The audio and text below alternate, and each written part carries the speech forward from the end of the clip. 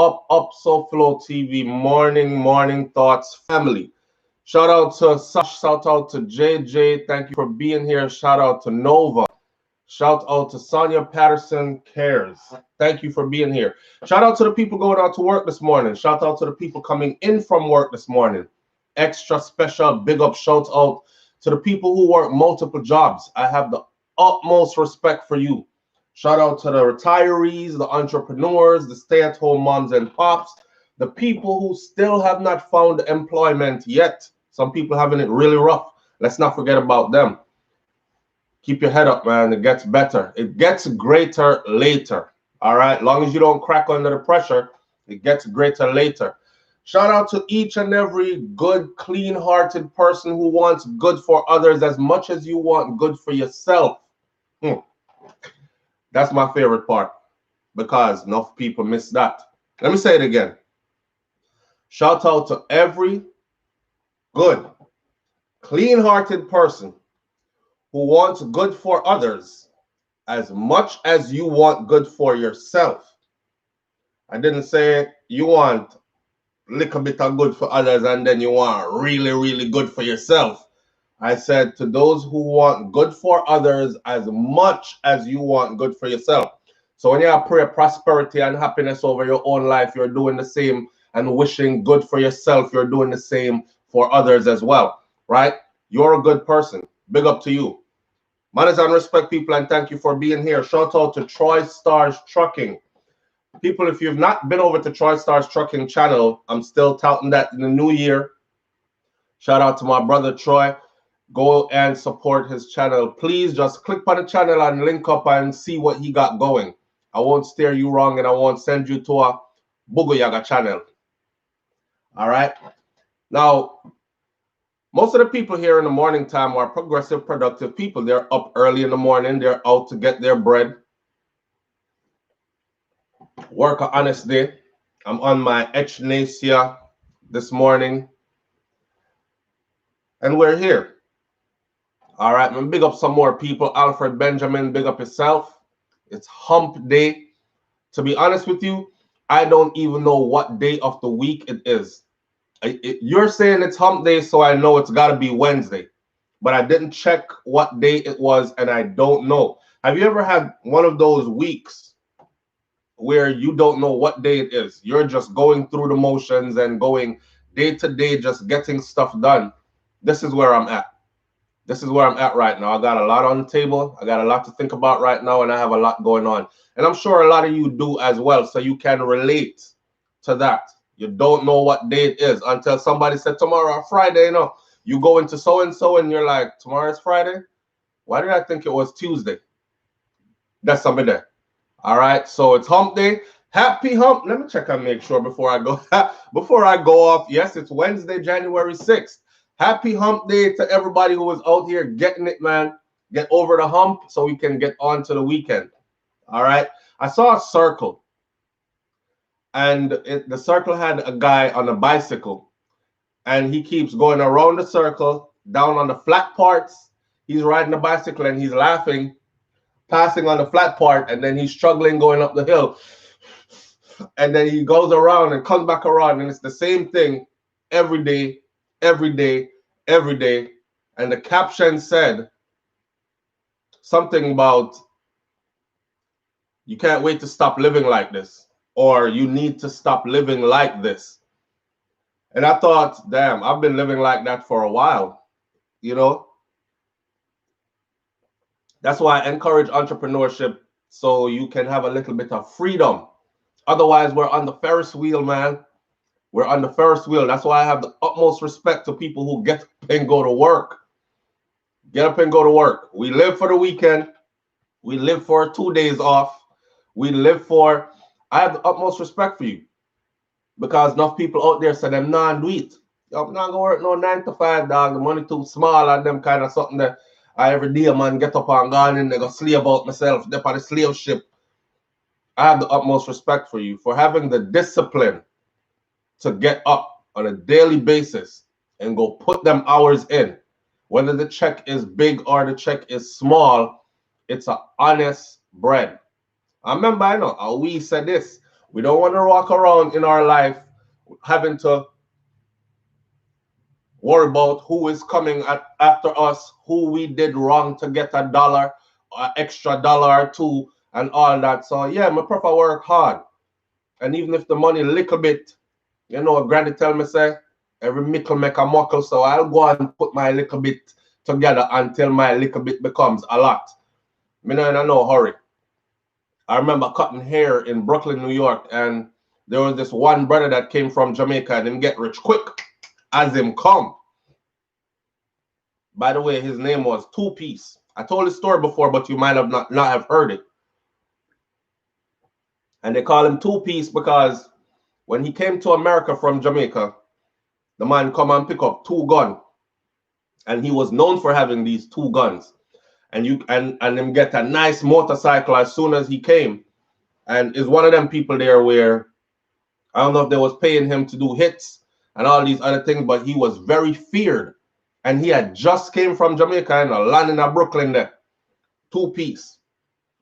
I remember seeing him ride off on him bike. Up on the sidewalk, man, unruly on the sidewalk.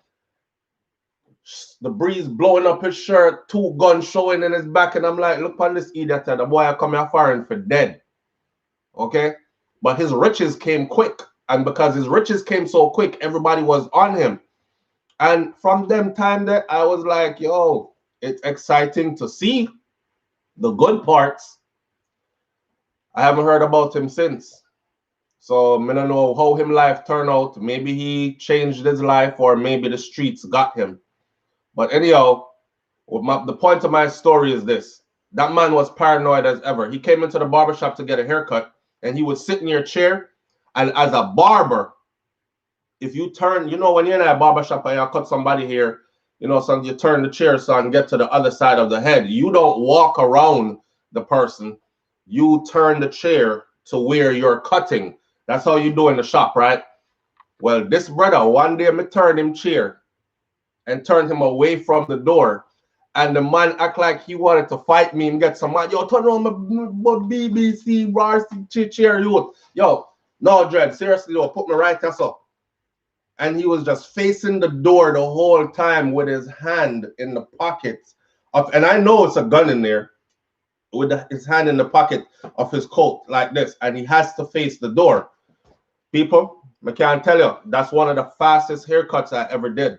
Because when they come for you, I don't want to be the one standing there cutting your hair. And this is the lifestyle you come here, come pick up. And he was a good, cool youth still. Somebody you can talk to.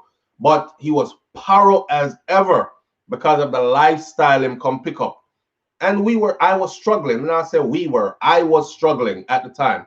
Me young, I was financially struggling at the time. Just came back from England and start cut here in Brooklyn, New York there. Young youth.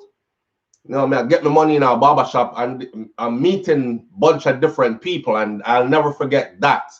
And I said from them time that till now, work is my thing. Yeah? Work is my thing. I could have done the Batman thing, but my Batman thing would have been on a whole nother level. Remember me telling you, say I wanted to be a hitman at one time. I wanted to be a badman at one time. Somebody said to me, say, yo, if you're going to do all that, it was actually a Yankee youth that actually went to the military and came out, and he said, yo, if you're going to do all that, might as well go join the military. Get paid to do it. You know what I mean? And learn some real skills that guys out here don't know. You see these guys out here, you see when they get in a firefight. I remember him explaining, and he said, you see when they get in a firefight, I don't know, what was a firefight? When they get shot at and they're shooting back, you notice that when their guns jam, they throw the gun and run, right? A lot of them even run with the gun in their hand and get shot in the back, right? That's how he explained it to me. And I was like, yeah, I don't want to be one of them there. I mean, he was like, trust me, go to the military. Go get you some training if you think that that's what you really want to do. They go into prison or they go into whatever. You in the military, and he had just came out. So I started gearing my mind towards military life then. So I was like, if I'm going to do that, live that kind of life there, I want to live that kind of life there differently. Put me in a uniform. I'll go do it. Because I prefer that over sufferation, right? And I could do it under the guise of being a soldier. and I can learn some things. We were also talking about them locking down the whole area. And I remember guys saying, man, they could lock this down real quick and have us in concentration camps and all that other stuff. Even back then, that talk was going on. And he came out of his building. He lived right over the barbershop at the time. Came out of his building and he said, y'all wouldn't know what the hell to do. And everybody is like, what you mean we wouldn't know what to do? Yo, son, we got, this girl here got guns, and we'll bust our gut. And he's like, man, you guys wouldn't know what to do. Do you know how to stop a tank? If a tank comes rolling down the street and is tearing up the asphalt coming down the street, do you know how to stop a tank? That was one of his questions, and everybody said no. He said, you won't be able to stop it. All of you guys who are talking, you would either be dead from trying to resist, or you would be rounded up so fast you wouldn't even have time to defend yourself, and you would end up in a concentration. I thought, all right, whatever he knows, I want to go know it too. And I went and I got that knowledge now. And thank God that I didn't go down that path. But I say that again to say this. We now live them life there. Paranoid while you in your bed, you have to sleep like this with one eye open. You out street walking, you got to walk up against the wall and you got to look behind you, and you paranoid that everybody that look at you, you know me? Everybody, you know me? Or, you know, you paro. We don't want to live them life there. So we work hard, even when the money little bit, right? See it there? So big up on yourself. Hardworking people who get up and put it on the tar every day. And we're not trying to rob nobody. We're not trying to steal from nobody. Not trying to extort nobody. We are earn our honest bread. See? Ain't nothing wrong with that. A girl, I did a vlog in my garage. And a girl said, look on that. Actually, the person said it about my kitchen as well. Lord, I would never eat out of that kitchen. Look on your kitchen. The kitchen just look little and dingy. Okay. My kitchen is clean though. Cause me a man was sanitized and my wife is super clean. You know what I'm saying? My kitchen is clean though. Me know people who have pretty teeth, you know, and stink breath, you know. And they boast about how them teeth pretty. Look at my teeth, movie star teeth. They're all straight. Them look like veneers, them white. And they don't know basic hygiene, like to scrub your tongue and floss in between your teeth.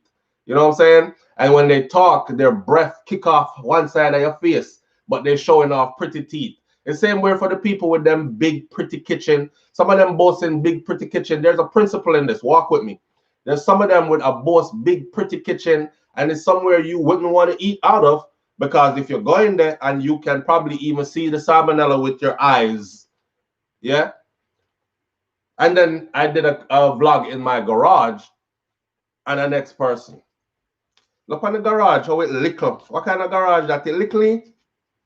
I responded and I said, in a time when people are going homeless, in a time when people can barely pay their rent, I have a garage. I have a house for a vehicle. At a time when people don't have place for them body, themself, them family. And you worried about the size of my garage. I don't even care about the size of my garage. You see, I've always been thankful for every little thing in life. Yeah. And so when I was in a 1-bedroom and sharing bathroom and living room space, and my first 1-bedroom was just no kidding you. If I extended my arm like this, I was touching the door to go in and almost the window to get out. And I enjoyed everything about that little room because it was my room. And I can go in there, lock my door, and chill. And nobody will bother me, right? And I knew that I could afford to pay for it. And I was good. So some people go and chase all these big this and big that. And if you're not right within your soul as a person, you will never be happy. So go and run down all the things them. There's them kind of mindset there that make people end up doing things. And when I say things, you know what I mean. Forget things. Just so they can show, oh, look at me big garage. look for me this, that. I'm cool. I'm cool. I will be happy. And guess what? At the time when I was in that one room, I never shot a woman at all. And none of them ever complained about the one room. I had a room. Yeah, I had somewhere that was private. So I say that to say this. Be thankful for what you have. Work hard for the things that you want in life, and just know say hard work will always get paid. You understand? All works will always get paid. To be honest with you, all works will always get paid. And I try to instill this into my children as well, that if you work hard and you're consistent and persistent, there's no way. This is just the laws of the universe. It might not come when you expect it to come. So for you, the timing is off. Don't quit. That's where most people lose. Most people win only because they were persistent, and they were more persistent than you were. And you're looking at them and you're wondering, well, why? How come him make it on me, never make it on me, have the same goals and the same dreams? Because he stuck to it, and he was persistent, and he was consistent, and he stayed on it, and he never gave up. And he didn't have a time frame as to when this is going to happen. When is it going to really blow and be big and we can live off it? You had a time frame. You tell yourself, say, boy, if this don't work out by next January, may I quit and I'm going to do something else. And you, how often have you done that? And you look back on how many things you have quit and went on to something else, and it didn't work, and you quit and went on to something else. That person stayed persistent throughout the whole time you were quitting and changing course and quitting and changing course. There's only one thing that can happen when you do something repetitively, is that you're going to make a whole bunch of mistakes. Then you're going to figure out how the mistakes are made, and you're going to stop making the mistakes. Then you're going to start to become really good at it. Okay? And then people are going to start to pay attention. I was talking to my 18-year-old the other night, and I used riding a bike as an example. And I'm telling him, you got to get out there and you got to start somewhere. And when you start, don't quit. And it's going to be rough. And you're going to hear no. And you're going to hear you sound like garbage. And you're going to hear, man, you're going to get all the disrespect in the world, all the smoke, all the heat. It's okay. Take it. It only says that you're built for this. Them said the hotter the battle, the sweeter the victory. So one time you go through some things and you went the right route to get it. When you get it, there's that chip on your shoulder because you know what you went through to get it. And it's much more appreciated now that you've gotten it. You know the journey. So I'm telling him this, and I equated it to riding a bike. And I told him, I said, you watch those bike videos.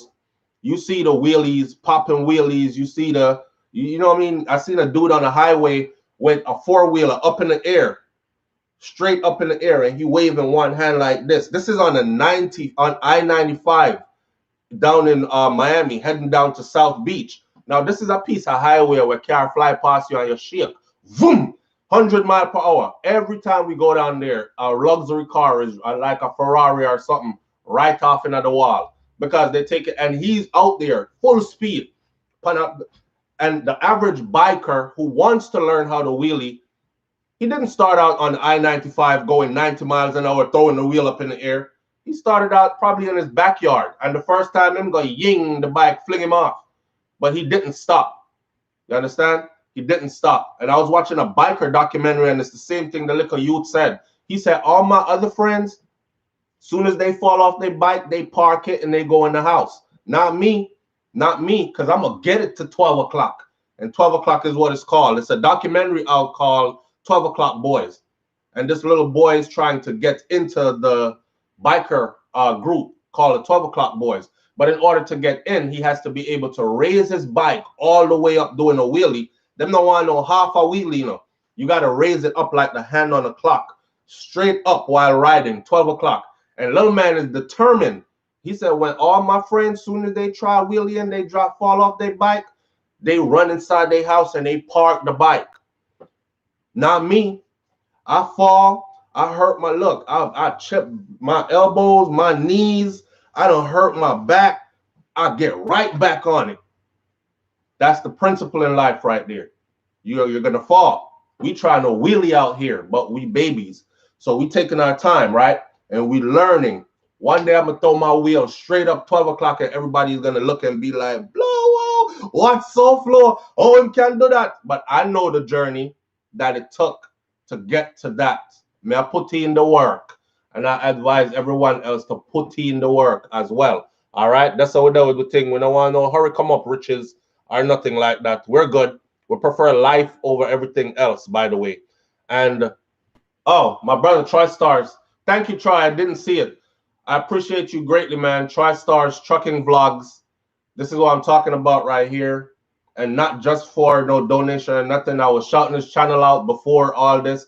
So please go and check out his channel. And I tell my brothers all the time, like, a lot of you out here, you're wondering like what to do with yourself, right?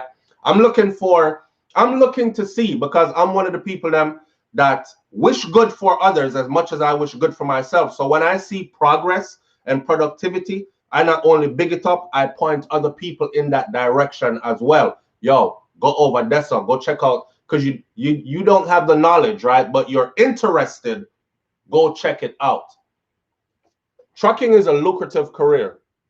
All right. The brother said, morning soul flow, up, respect to the max. Trucking is a lucrative career. And let me tell you why trucking is actually near and dear to my heart.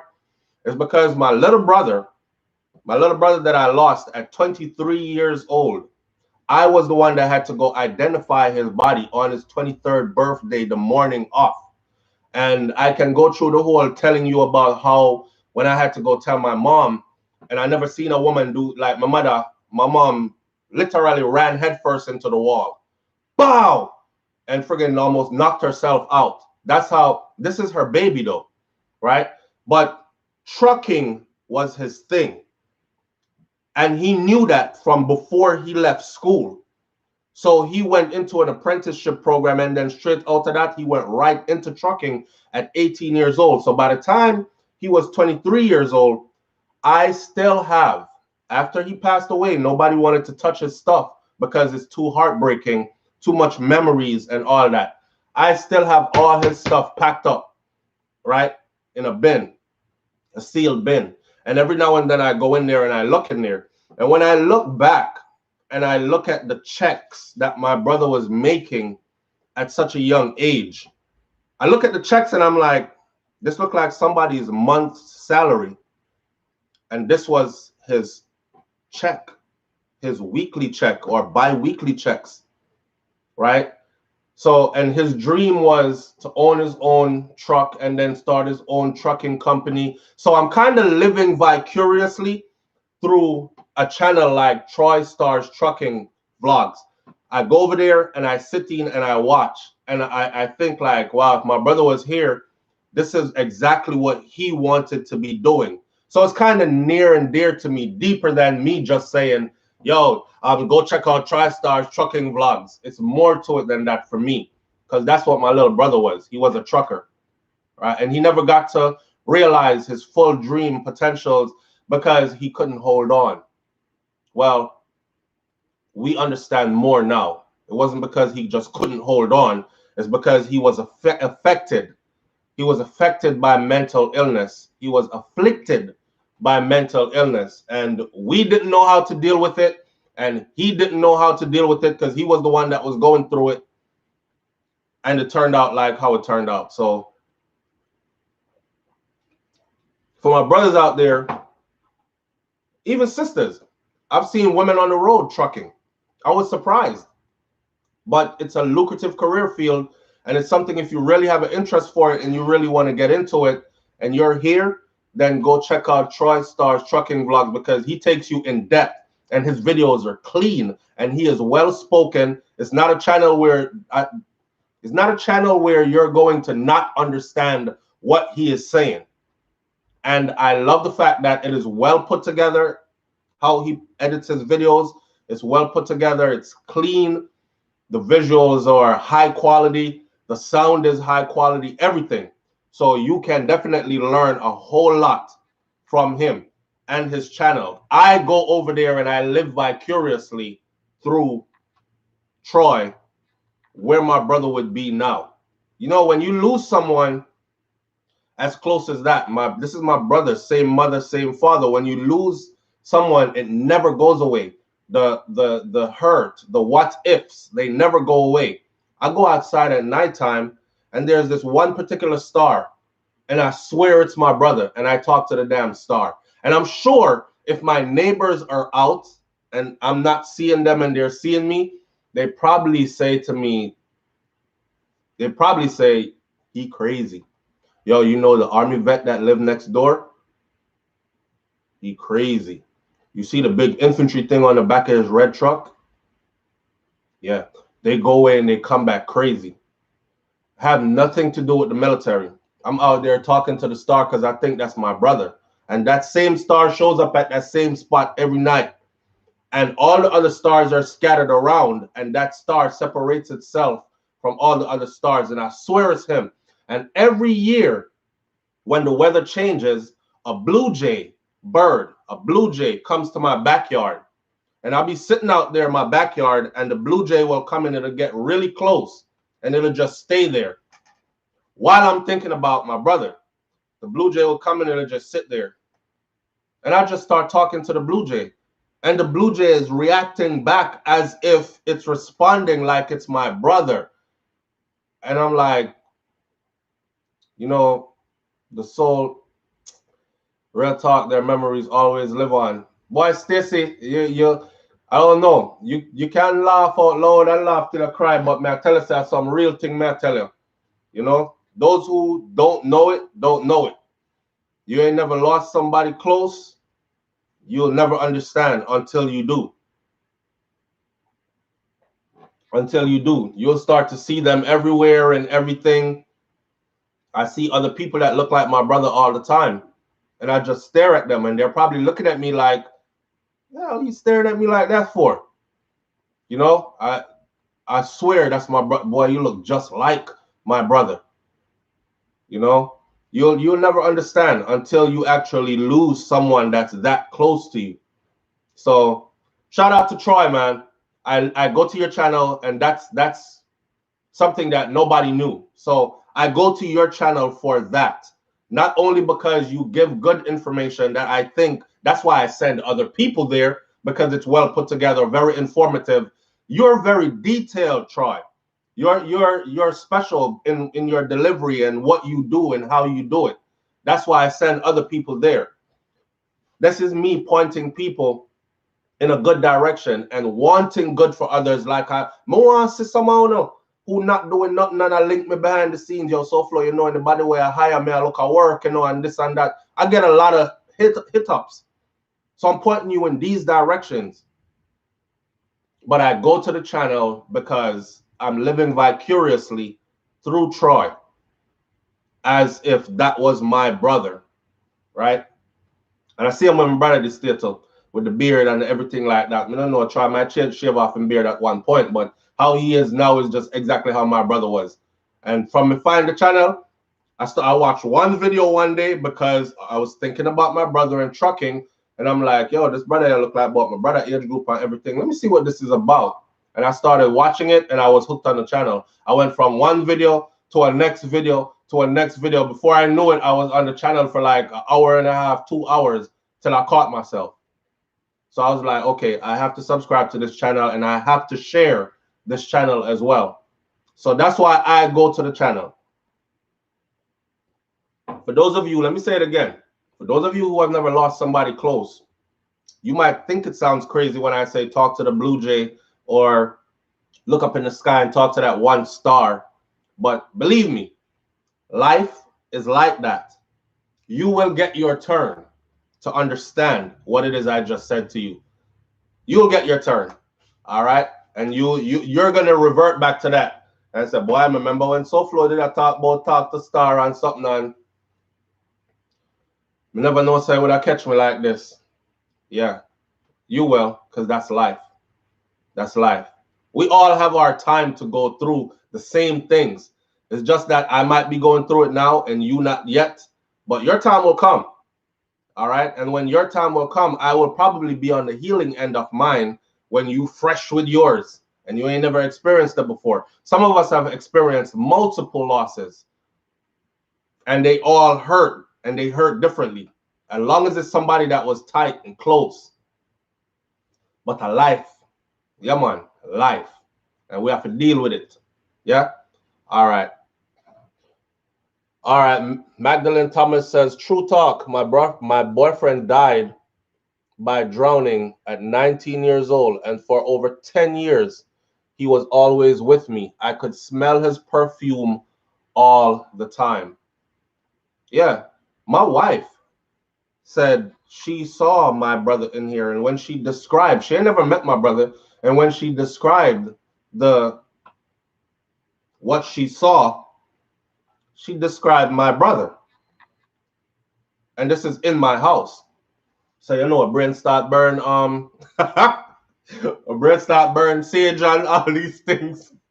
I said, my dopey them not afraid of them something there. You burn incense, you just make the place nicer for my dopey them come in. Cause my dopey them not afraid of them thing there.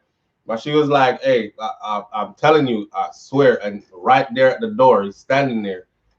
You know, so she gonna get some sage and some frankincense and all these things and start smoke out the house. But I feel him with me. I feel him with me. And sometimes it's scary. I remember one night I was chilling outside and I talked to the same star, the star out, right? And I said, come talk to me. Man, I just wish you would just come like right here and talk to me. And I don't know what people, but every hair on my body stood up. And it was like a whoosh. But hard to explain. But I knew it was right there. And I like me believe, me think, I knew it was right there. I got so scared I ran inside the house. I was like, but you asked for it. You asked for him to come right here, come talk to you. And he came to talk to you, and we're running out of the house. Because I was like, what if evil spirits me call down and then him come? But me know that something came, so I'm out. And I ran in the house like them can't go in at the house too. If you want to see me, hurry up and lock the door. Boy, you wanna? When they stop me afraid now for true. Kyle Lil says, stop me afraid now for true. Man, I thank each and every one of you because sometimes I vent and you guys don't even know that I'm venting. Sometimes I'm hurting. Y'all don't even know. And I'm able to put it out there in front of you. When they give me some feedback or make me laugh till me start crying too. So big up to y'all as well. And this is what I tell y'all about SoFlo TV, our little family, the channel. You know what I'm saying? I get as much from y'all as I give. So when people are saying, yo, SoFlo, big up, yo, you influence me to do this and you motivate me for that, and I'm telling them that you do the same for me. And they're like, me don't know how, cause me not put up no content or nothing like that. I know you do, just like this, okay? Just like this. Because if I was talking about this without talking to you guys, I'd probably be depressed, feeling like I want to cry or crying. But we can laugh through it, and I can know that this is life. And I can use his lessons as memories and teach others as well from what I learned. So when I tell people stuff like mental illness is very real, depression is very real, and depression starts out as just depression. Stress turned into depression, and then you can't handle your stresses, you start feeling depressed. And it's important for you to listen to me. It's important for you to shake it as soon as it starts. Get up, go run, get some vitamin D, change up your diet, stop eating so much meat. Maybe, you know what I'm saying, drink a lot of water, meditation, all kind of things, breathing exercises, deep breathing exercises. Just keep yourself a base with reality, that kind of stuff. But if you stay in it and you sulk in it, you're going to go down in it. And once it starts to take a hold of you, this is the gradual progression of depression. Depression can get out of control, and once it gets to a stage, and if you're listening up, because I tell you, you might not be going through it, but somebody very close to you might be going through it. Okay, and I need you to be able to recognize it, so you might be able to save a life. All right. Depression starts out as, boy, I'm just not feel good. Then you start finding yourself just not feel good almost every day. Then you start finding yourself neglecting the things that you were most interested in before. Then it starts to progress. Then it becomes a clinical issue. There's clinical depression. Once you hit clinical depression, you need help. You need medical help when you get to a clinical depression level. Okay? So when you see your family going through it, nobody wait till them reach way over there so and then start tell them stuff like, no man, you just need to pray harder because you know pray hard enough. And because of your religion, you need to switch over to Christianity and stop believing at this. And you need to listen, that's not going to help. That is not going to help. They need clinical help. Okay? I've been there firsthand, close up, too close. Too close. So that's why I don't try to let stuff bother me too much. Anytime it starts to get to where it deeply affects me, I'm gone. I don't mind. I'm who you call an architect.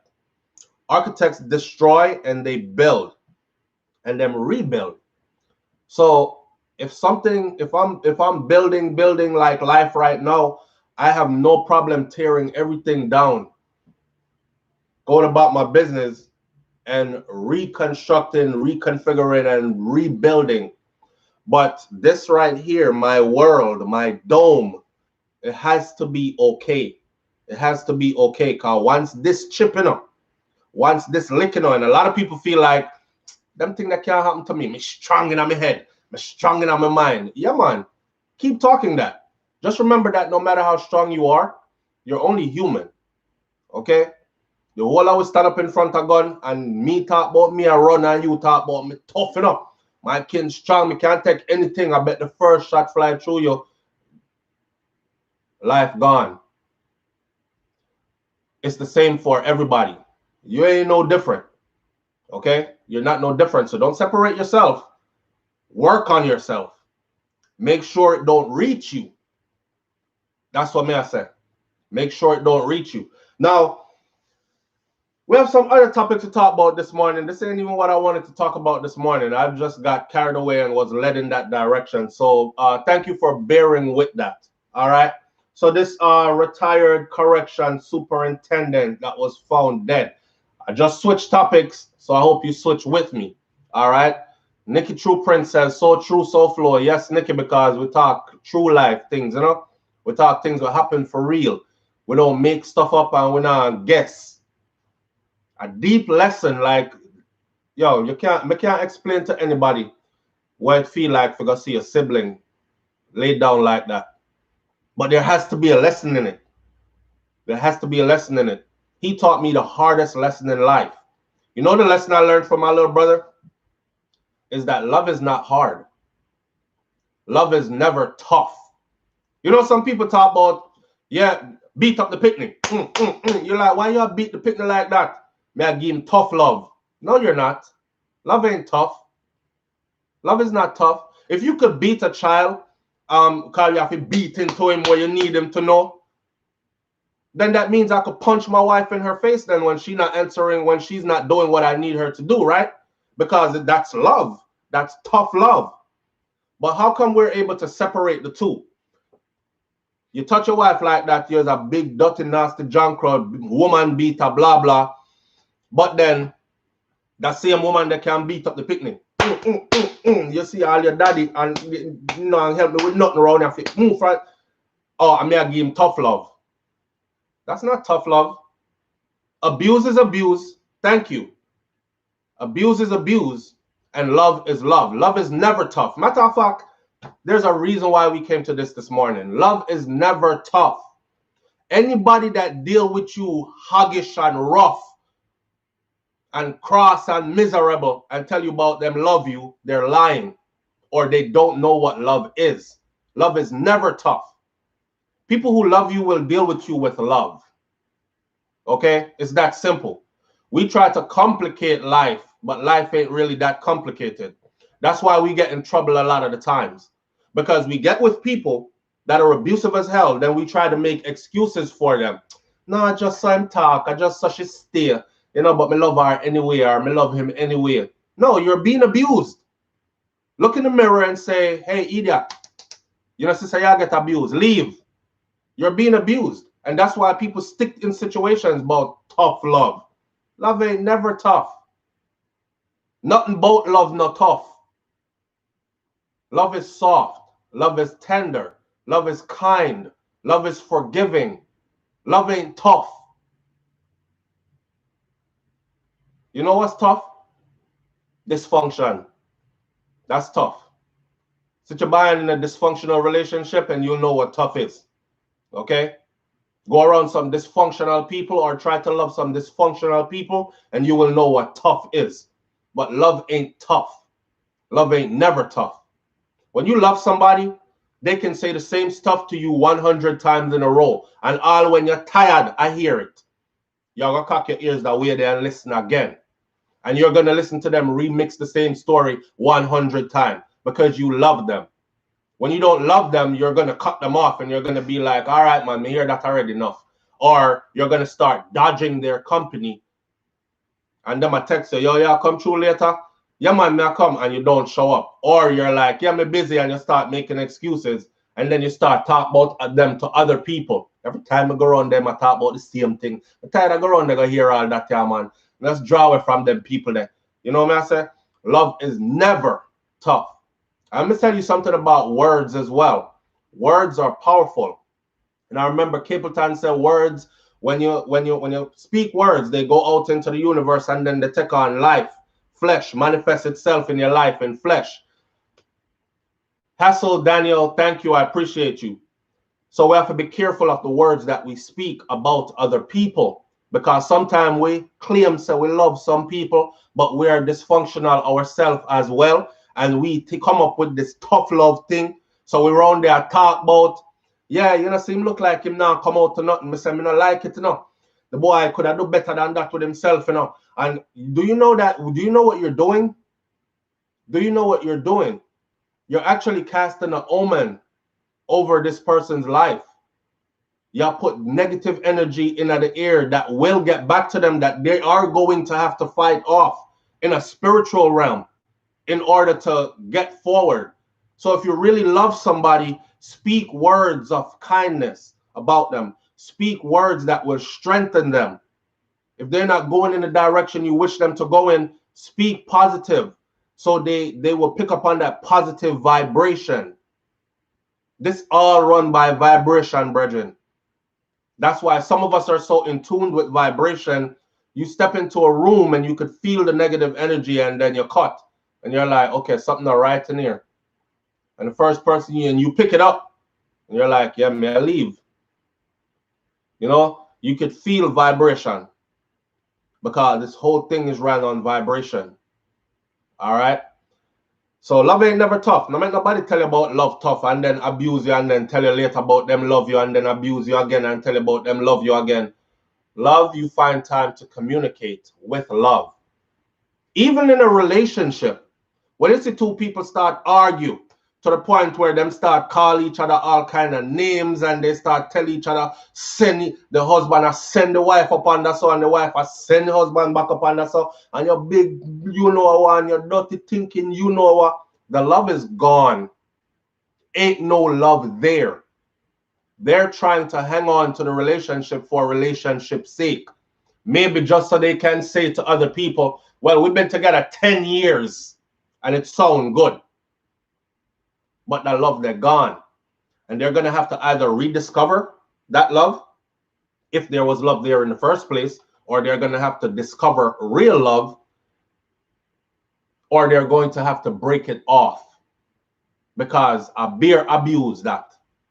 and few little words of I love you and then a little sex and makeup, and then it don't work. It don't work. Love is different. Love is when you're angry, you can say, you know what? You pissing me off right now, but give me a minute. All right? Yeah, well, I'll talk about it later, but we need to talk about this. And then you sit and you talk your way through. And then the other person, if them love you, them listen. And them say, you know, said this make me feel that kind of way that too.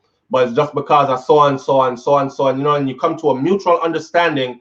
And I've told my wife this too. I said, every argument, especially in a relationship, if the argument is not really a conversation to find a solution, then you're just doing more damage to your relationship. You know when you're in a relationship and you're like, come and talk about it, and then boom, big argument, and everybody goes their separate ways after. What was the point of speaking? What was the point of speaking about it? You both got more angry than you were before just trying to speak about it, because you didn't speak about it with love. When one person has said what I hurt them feelings or what they mad about, you have the other one start shout about, well, me mad about that too, and this and that, and har, and just cowing down the other person, lock off them voice. By the end of the conversation or the end of the arguing, you guys go your separate ways again, angry. No solution. If love is there, every argument will turn into a conversation, and the purpose of that conversation will be to bring about a solution to whatever the issue is. If you're not arguing or having a conversation about what the issue is, then you just cuss each other, and that is not love. You see me? So don't make nobody fool you about love. Love ain't never tough. Love ain't never tough. I grew up hearing that. It's tough love. Them used to beat me and then tell me say them love me as a youth, and a tough love. I still love those people today. My grandmother is one of them. And my grandmother has done so much for my life, foundationally instilled in me certain things that I know for a fact will stay with me for the rest of my life. And I've already passed on those teachings to my children right now, those who are old enough to understand it, and the rest of them, well, little right now, will get the same teachings.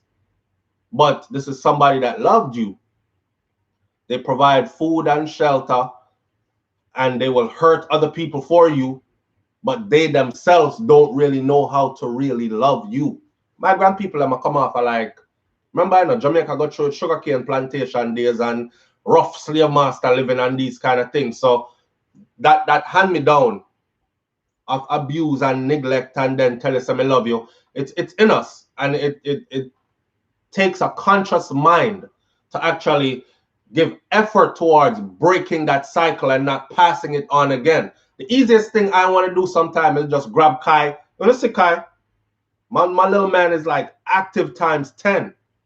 And the easiest thing I want to do sometimes is just grab him and slap him, because I know he's going to run and he's going to cry and he's going to stop. But I'm like, 100 times, boy, Kai, you know? Because I know that once I strike him, that was not love. Yes, it got him to do what you wanted him to do. But again, that's just like me punching my wife in the face to get her to do what I want her to do. You see it? So I have to come to the realization that this little youth here is a person of its own, his own, with his own personality and everything. And he don't want to do some of the things that I want him to do. And it's not life-threatening. So I don't need to be that up in arms about it, that I'm going to do thing that was done to me. You see me? It takes conscious effort to realize that love ain't never tough. Love ain't never tough. Remember me tell you that.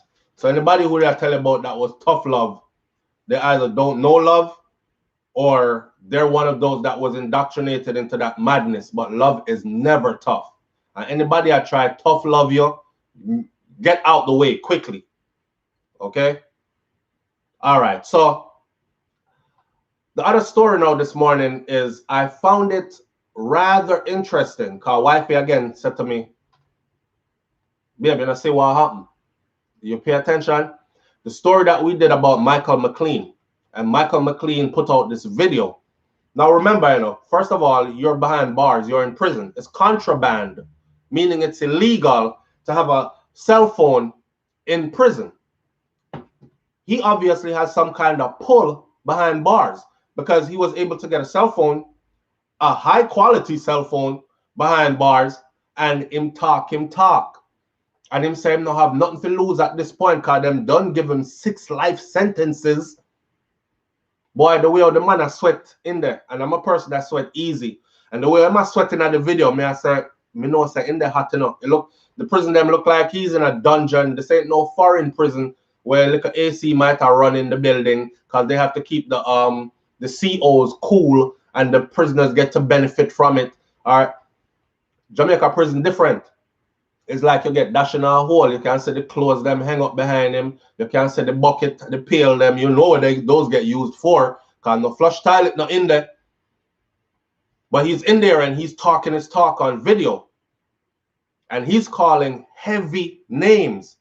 That's why I put the video out. I'm telling us that watch the video. Listen to the names that he's calling and what he is saying, who did what, and who is linked to who. All right. Boom, as that video there dropped.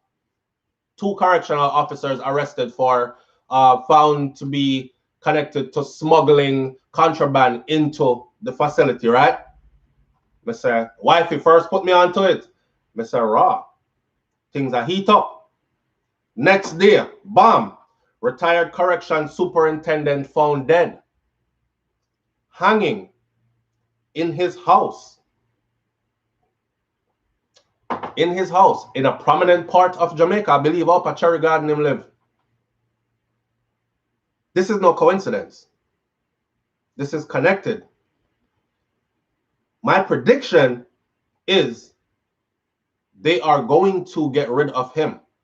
Don't forget what happened to Chucky. Chucky Brown.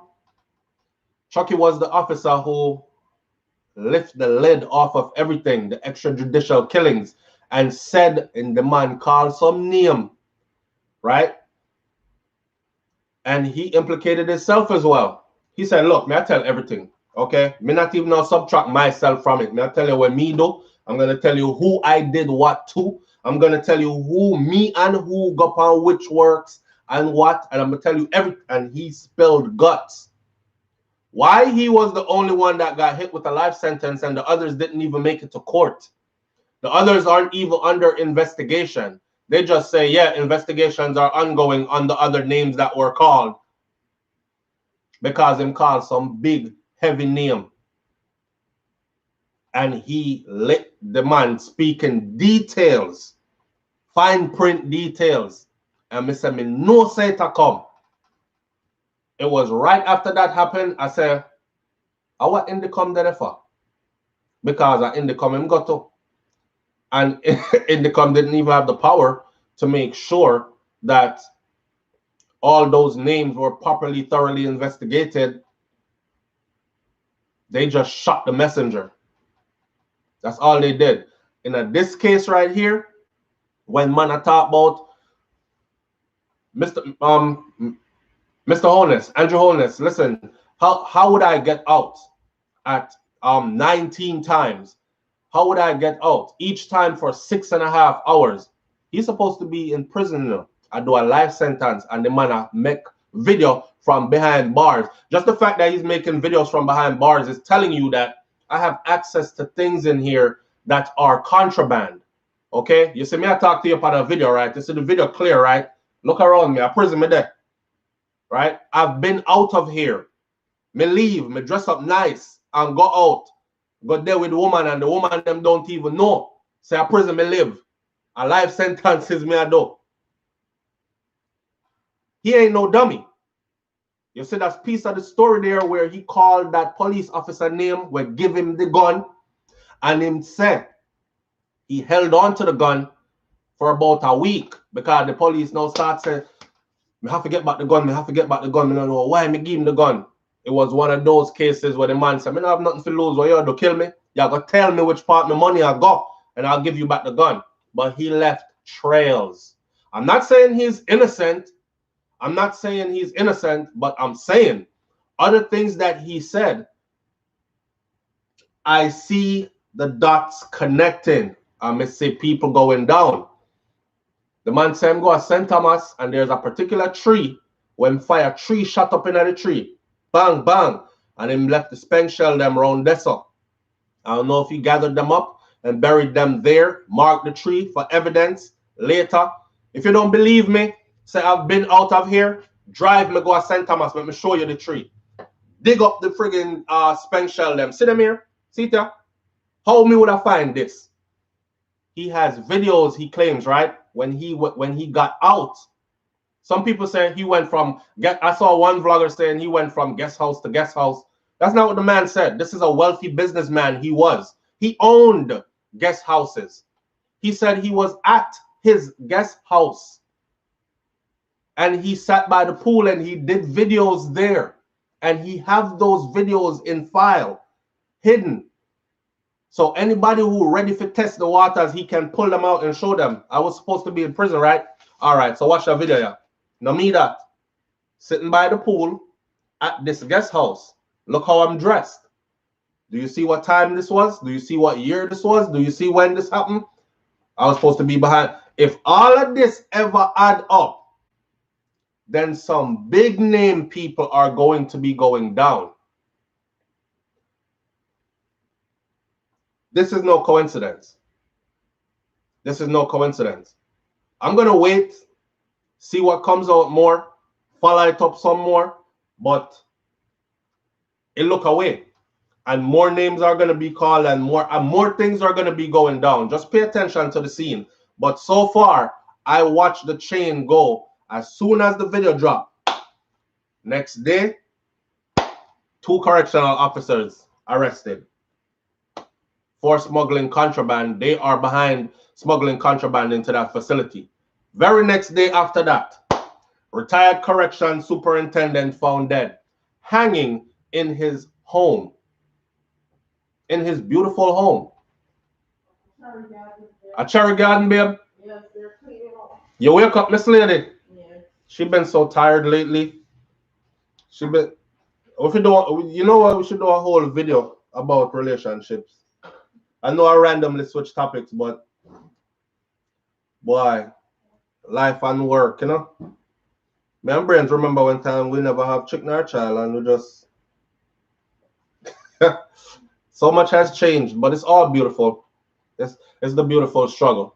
Anyhow, yeah, this don't look right. And it's all connected. And that's my summation of this whole thing so far, is that it's all connected and more people are gonna drop out and more names are gonna call, but I'm keeping my eyes on McLean because I'm looking to hear that I don't want to preach death over the man life, but we know how these things go already. And where he's at, you notice you haven't heard nothing from Chucky Brown? Mr. Ninja Man, Ninja behind bars, and Ninja let out a one video one time cleaning him whites and, you know, straight cut jeans and brand new clocks and thing and everything, and them rush the prison right after. Have we heard from Ninja Man since? No, we haven't. I'm sure. Oh, matter of fact, the day after that video came out, they stormed that facility. Dig it up, search it top to bottom, everything. And that was put out. And then after that, 2 correctional officers arrested. Are those correctional officers going to talk and implicate more people? Probably not. Probably not. And then retired superintendent found dead at his home from that same fast. Boy, I don't know. It looks sticky. It looks sticky. I truly believe, if you haven't seen the video yet with him talking that I did, it was a reaction video, so I watched the video with you. And we've switched up the format a bit. So you're going to still get the videos where you don't see my face. Then you're still going to get the videos where it's just me talking. And then now you're going to get the videos with me on one side of the screen watching whatever it is, whether it's a funny video or it's a serious topic or whatever. So we add a next dimension to it's just for your better viewing aesthetics then. All right. So that's where I do. But follow that story, people. Follow that story because I'm following it and I'm digging behind the scenes too. So we'll come up with more to this. But I'm telling you right now, if half of what he said checks out, the caca has hit the fan. All right. And that's go on. Remember, I know.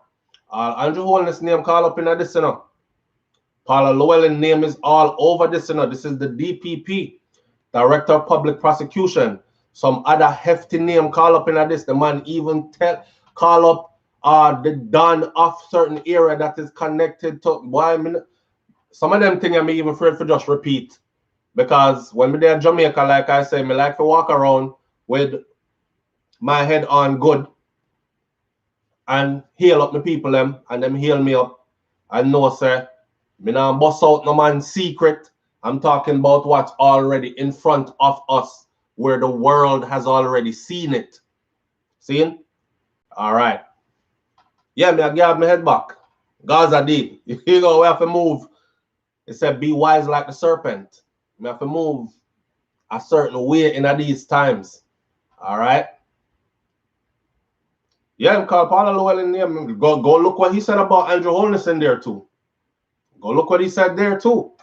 And then make the connections back after that. Go listen to it again. Some of you probably never listen to it good. When they just fly through it. But listen to it again. Marvin Curley says, leave it to Sir P.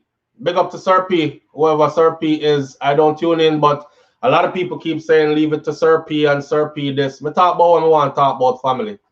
Don't tell me to leave nothing to nobody. All right?